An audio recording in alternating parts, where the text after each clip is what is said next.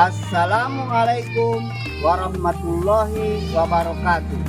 Nama saya Abdul Wahid, merupakan mahasiswa Universitas Islam Negeri Sumatera Utara Medan dengan NIM PPG 03142570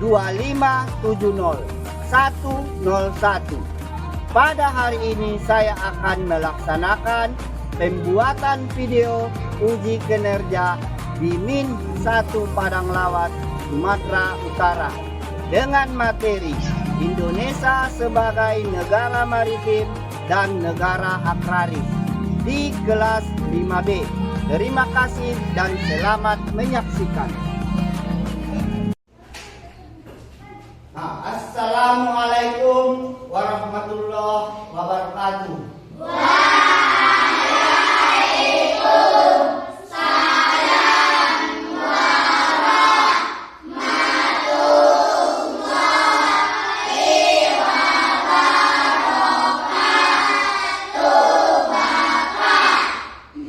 Selamat pagi. Bagaimana kabarnya? Di sini Bapak absen dulu. Nama Asreni mana? Asreni Arya Bintang. Terus Aidil. Oh, siapa yang tidak hadir? Alhamdulillah. Kita sebelum melaksanakan aktivitas, kita ice breaking dulu untuk penyemangat. Masih ingat ice breaking kita? Kelas 5. Siap. Kelas 5. Siap. Kelas 5, apa kabarnya? Baik. Siapkah kalian untuk belajar? Siap. Semangat semuanya, dengar dengan seksama. Kelas 5 semua hebat. Hebat. Bapak guru bagaimana kabarnya? Baik. Siapkah ajari kami semua? Siap. Kami siap belajar dengan seksama. Kami fokus, kami bisa dan kami paham. Alhamdulillah. Tepuk tangan dulu semua. Sebelum kita memulai pembelajaran, mari langkah pertama kita membaca doa. Untuk memimpin doa, kami persilakan kepada ketua kelas, yaitu Evan Dimas. Persilakan.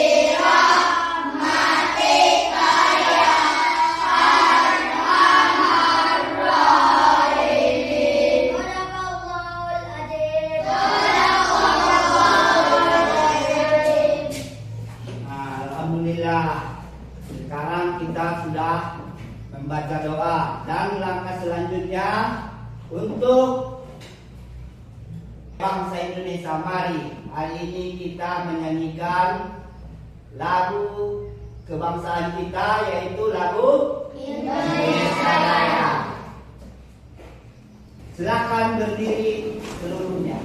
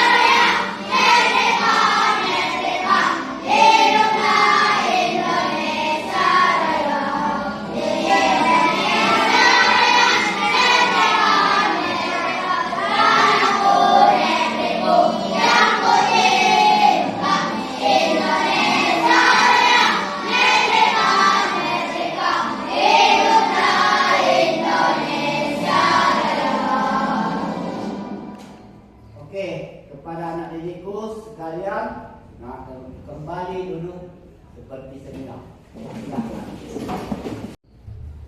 Oke, untuk hari ini kita mempelajari materi ilmu pengetahuan alam dan sosial atau IPAS, yaitu judulnya Indonesia sebagai negara maritim dan agraris. Pertanyaannya di sini ada, Bapak menyapa Indonesia itu sebagai negara maritim. Ada yang tahu negara maritim? Tidak ada. Yang kedua di sini Indonesia juga disebut sebagai negara agraris. Nah, di sini kita jelaskan. Tujuan dari pembelajaran ini ada 3 poin. Yang pertama, Bapak berharap peserta didik dapat menjelaskan pengertian Indonesia sebagai negara maritim dan negara agraris. Yang kedua, Bapak berharap siswa-siswi Bapak ini dapat mengetahui potensi sumber daya alam laut dan darat di Indonesia. Dan yang terakhir, Bapak berharap dapat menyajikan hasil proyek ataupun berupa poster sederhana tentang Indonesia sebagai negara maritim. Langsung ke materi. Indonesia seperti yang kita ketahui mempunyai pulau 17.000 lebih. Garis pantainya itu terpanjang sebesar 95.000 km persegi. Dari sini kita bisa tentukan laut Indonesia itu sangat kaya. Kayanya di mana? Sumber alam, baik dia sumber daya ikan ataupun mineral. Menjadi hal yang sangat perlu kita ketahui bahwa Indonesia disebut sebagai negara maritim dikarenakan adalah luasnya wilayah perairan yang ada di Indonesia. Kalau kita bandingkan dengan negara lain, kita itu lebih luas. Makanya disebut negara kita ini negara yang sangat luas lautnya, dan disebut juga sebagai negara kepulauan. Pulau kita paling banyak. Di situ seperti yang kita ketahui tadi, kita memiliki 17.000 pulau lebih. Bayangkan 17.000. Sementara yang kita ketahui itu paling minimal yang besar pulaunya itu ada 5. Ada yang tahu pulau besar 5 yang ada di Indonesia? 1, Sumatera. 2, Jawa. 3, Kalimantan. 4, Sulawesi. 5, Papua atau Irian Jaya. Itu baru 5.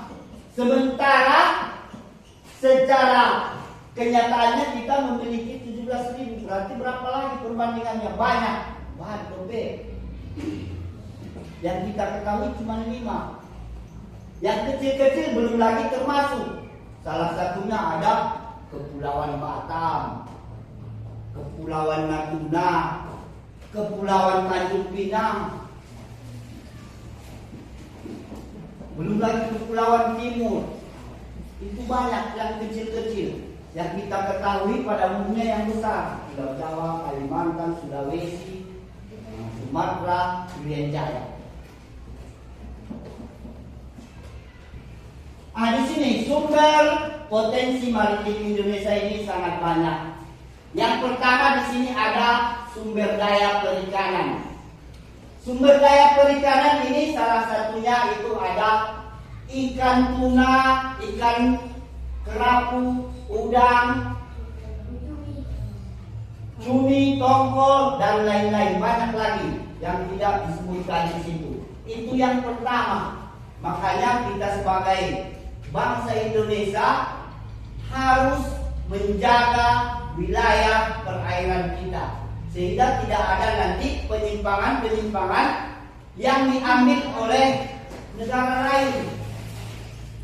Seperti kasus banyak sekali kapal-kapal luar itu mengambil ikan di wilayah ataupun di perairan yang ada di Indonesia. Itu sudah menyalahi. Kita harus jaga. Yang kedua, potensi di sini maritim Indonesia ada pariwisata bahari. Yang disebut sebagai pariwisata bahari ini adalah tempat di mana masyarakat pribumi ataupun orang-orang pariwisata turis yang datang dari luar negeri untuk menikmati pariwisata yang ada di Indonesia. Tempat bermain, tempat rekreasi, itu bisa disebut sebagai daerah pariwisata. Kalau di daerah kita ada pariwisata paling jembatan, kan? Ada jembatan Suraisan.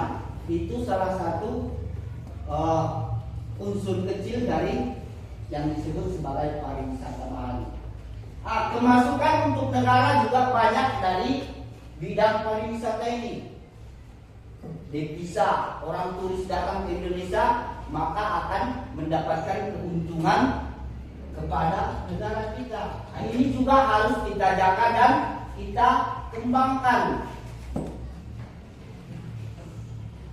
Yang ketiga ada potensi maritim Indonesia. Di sini ada sumber daya mineral. Sumber daya mineral ini berarti adalah sumber yang bisa kita gunakan sehari-hari. Salah satunya ada minyak bumi, gas, dan sandang pangan. Yang terakhir ada perdagangan. Pelabuhan-pelabuhan yang banyak di berbagai penjuru yang ada di pinggiran pantai Indonesia itu dibuat sebagai pelabuhan-pelabuhan yang menguntungkan untuk negara kita. Salah satunya di situ ada pelabuhan Tanjung Perak, pelabuhan Malaka, Sunda, dan banyak lagi. Inilah potensi negara maritim. Inilah penggunaannya. Kalau negara lain yang tidak berpotensi sebagai negara maritim tidak akan mendapatkan sumber daya yang ada di depan kita ini. Kalau tidak luas lautnya, perairannya, bagaimana mereka akan mendapatkan ikan, cumi? Itu tidak akan bisa. Bahkan di negara kita sumber daya ini terlalu banyak hingga bisa diekspor atau dikirim ke luar negeri. Bisa mendapatkan hasil untuk negara. Nah, itu tadi sebagai negara maritim. Dan yang kedua, di sini Indonesia sebagai negara agraris. Indonesia dikenal sebagai negara agraris karena sebagian besar penduduknya tergantung pada sektor pertanian sebagai mata pencarian utama. Hal ini didukung oleh faktor-faktor geografis. Kalau itu faktor geografis, itu berarti adalah faktor cuaca, iklim. Negara kita mempunyai potensi iklim curah hujan dan keadaan tanah yang sangat subur menjadikan kaya akan sumber daya alam yang melimpah. Bahkan saking banyaknya bisa saja hasil dari sumber daya yang dihasilkan dari sebagai negara agraris itu bisa diekspor, bisa dikirim. Contohnya beras. Kalau banyak pendapatan beras di Indonesia tidak bisa lagi digunakan di sini, ngapain dia itu dirugikan kita kirim ke luar negeri, dapat penghasilan. Belum lagi yang lain seperti jagung, gandum, itu banyak. Jadi karena potensi di Indonesia ini tanahnya subur, iklimnya mendukung, nah itulah. Coba kalau di daerah-daerah Eropa belum tentu mendapatkan nama sebagai negara agraris karena iklim di sana tidak mendukung. Oke, Nana, di sini Bapak membuat tugas kelompok, Bapak bagi menjadi 3 kelompok. Kelompok pertama ada yang di sebelah kanan Bapak, kelompok 2 ada yang di depan Bapak, dan kelompok ketiga ada yang di sebelah kiri Bapak. Di sini Bapak bagikan kertas untuk membuat gambar yang berhubungan dengan keanekaragaman ataupun Indonesia sebagai negara maritim dan negara agraris, baik dia berbentuk mungkin dia mau membuat peta atau hasil-hasil pertanian ataupun hasil-hasil dari nelayan, itu bisa ya, bebas. Oke, di sini Bapak bagikan kelompok.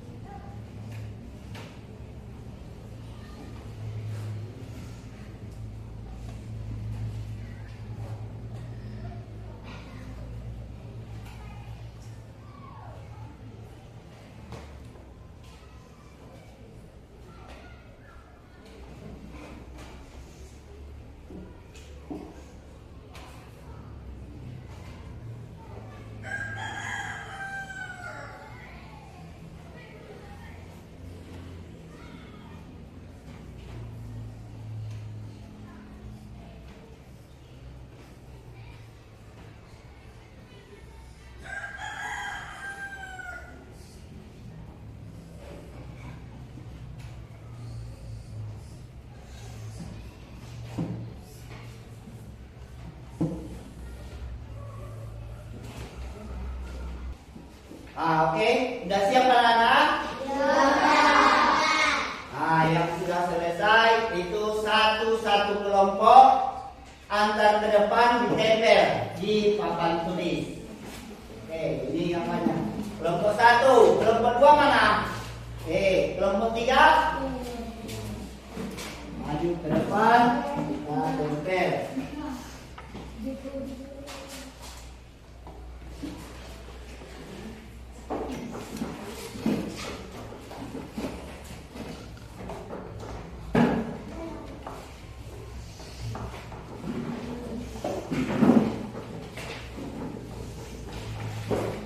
Oke, ini dia hasil dari setiap kelompok. Kelompok 1, kelompok 2, dan kelompok 3. Dari hasil ataupun gambar poster yang kalian buat ini, berarti kelompok 1 ini Bapak ambil kesimpulan, dia membayangkan bahwa ini adalah seorang petani yang hidupnya berarti di pertanian, kan? Di daerah pertanian, inilah dia. Berarti termasuk ini Indonesia sebagai melambangkan Indonesia sebagai negara agraris. Terus yang kedua, kelompok kedua ini berarti seorang nelayan. Ini juga melambangkan bahwa Indonesia itu sebagai negara maritim. Ini agraris, ini maritim. Dan kelompok yang ketiga ini adalah hasil yang didapatkan dari pertanian. Dari pertanian, dari negara yang disebut sebagai negara agraris. Jangan lupa, pertanian itu berarti melambangkan agraris. Kalau dia perairan ataupun nelayan, itu melambangkan maritim.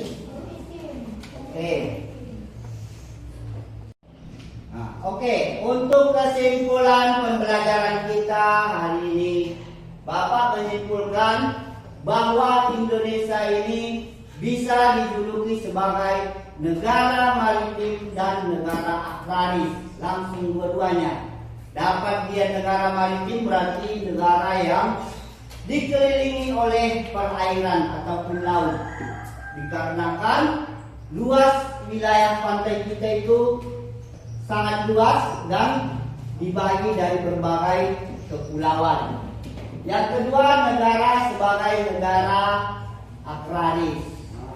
Seperti yang kita lihat di daerah-daerah hampir seluruh penjuru yang ada di Indonesia itu pada umumnya melangsungkan kehidupan itu paling banyak ataupun mayoritas di daerah pertanian. Baik dia mungkin bersawah, berkebun, itulah yang disebut sebagai negara agraris. Banyak pendukungnya juga tadi seperti yang Bapak bilang tadi, penunjang bahwa Indonesia bisa disebut sebagai negara agraris itu dikarenakan yang pertama itu iklim ataupun cuaca yang sangat berpotensi, sangat bagus untuk kesuburan tanah yang ada di Indonesia ini. Cuaca, ada hujan, terik matahari tidak terlalu panas, itulah makanya tanah kita subur dengan sandang pangan. Oke, untuk hari ini sudah paham anak-anak?